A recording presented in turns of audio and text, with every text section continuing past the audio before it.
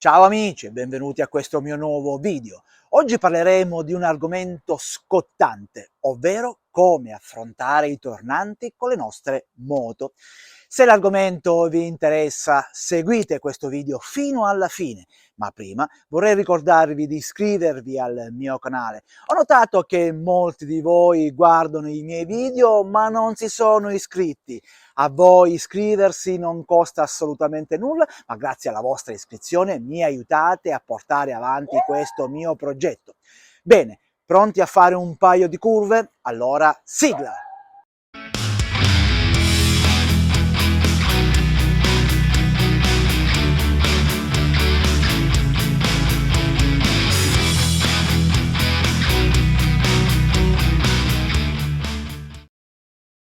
Fin dai primi giorni in Goldwing, credetemi, ho avuto un po' di timore nell'affrontare i tornanti. Questi mostri che oltre a me intimoriscono credo diversi motociclisti, ma grazie al mio spirito di affrontare le paure, all'aiuto di amici e professionisti, mi ritrovo oggi ad essere più sereno e consapevole di questi tratti di strada. Ovviamente questo video, credetemi, non vuole essere un insegnamento, ma una semplice condivisione della mia esperienza. Quello che subito salta all'occhio è la problematica legata alla velocità bassa nell'affrontare il tornante e l'equilibrio poco stabile. Ma con il giusto uso del freno posteriore, del nostro sguardo, del nostro busto, vi garantisco che il tornante diventerà un tratto di strada come gli altri e forse anche un po' più divertente. Ovviamente non dimentichiamoci che la pratica è la parte fondamentale di qualsiasi attività e con il sistema del fai, sbaglia, correggi, tutto diventerà più semplice con il passare del tempo. Come dicevo prima, 3 sono le cose che dovremmo considerare quando affrontiamo i tornanti, ovvero lo sguardo, il busto, l'utilizzo del freno posteriore per correggere la traiettoria. Per quanto riguarda lo sguardo, noi siamo in un rettilineo, per esempio, siamo in salita ed arriva il nostro tornante a sinistra. Prima cosa da fare è quella di arrivare ad una velocità corretta, ma ovviamente lo facciamo già in ogni curva che noi affrontiamo. Cerchiamo fin dall'inizio di valutare il tipo di tornante che dovremmo affrontare e con i nostri occhi. Inseriamo la marcia giusta, solitamente io inserisco sempre la seconda. Se il tornante è abbastanza ampio e mi dà la facilità di mantenere una giusta velocità, metto anche la terza. Difficilmente metto la prima, questo perché voglio evitare che la moto vada troppo giù di velocità, ma questo perché oramai conosco la mia moto, conosco quanto pesa e come si comporta. Dicevo, mettiamo la marcia corretta, 2 dita sulla frizione, potremmo averne bisogno nel caso diventi necessario un rapido aumento della velocità per mantenere l'equilibrio della moto e guardiamo verso la parte interna della curva. Durante la guida la moto va dove guardano i nostri occhi. Ecco perché è importantissimo guardare il prima possibile la nostra traiettoria. Quando io vado a sciare e faccio del fuoripista, per esempio, io non guardo mai gli alberi, ma le vie di fuga, altrimenti andrei a sbattere contro uno di loro. Invece, per quanto riguarda la posizione del nostro busto, credo che sia importante nel mantenere la giusta piega della moto e quindi il giusto equilibrio. Ma cosa succede quando noi affrontiamo il tornante? Guardiamo la nostra traiettoria, ma utilizziamo anche la testa, ovvero ruotiamola fisicamente verso la direzione. Automaticamente il nostro busto accompagnerà la testa in questa rotazione e quindi il nostro busto accompagnerà il movimento della moto nello scendere in piega.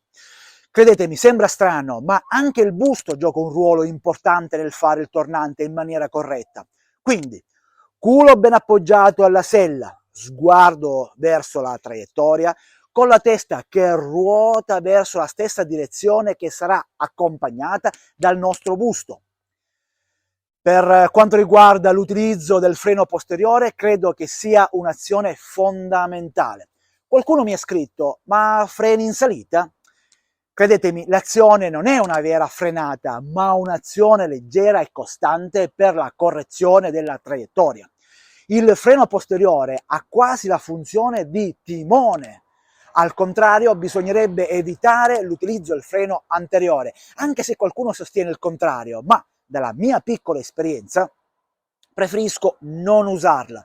L'ho fatto e non mi sono trovato affatto bene, perché se azionato con la moto già molto inclinata provocherà quasi sicuramente una chiusura della ruota anteriore.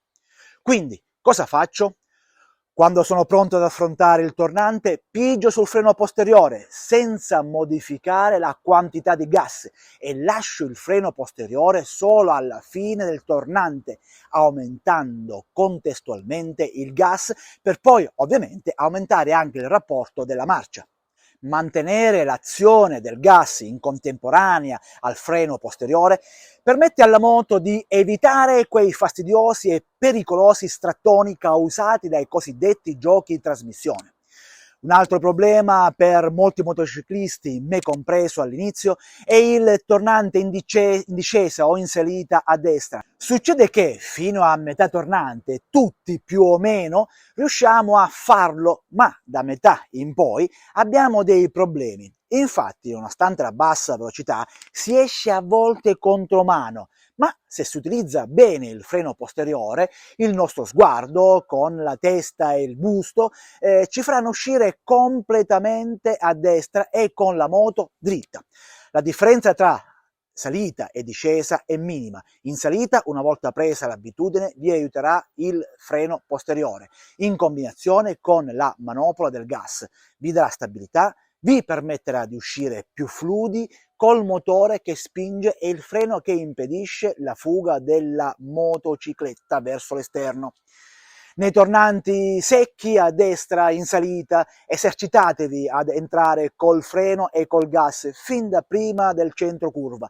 Ciò impedirà spegnimenti improvvisi a centro curva con la conseguenza classica della caduta da fermo. Fondamentale nel fare i tornanti a destra è quella di evitare di allargarsi troppo, invadendo così la corsia di marcia opposta, specialmente se la strada è abbastanza larga da permettervi di stare nella vostra corsia.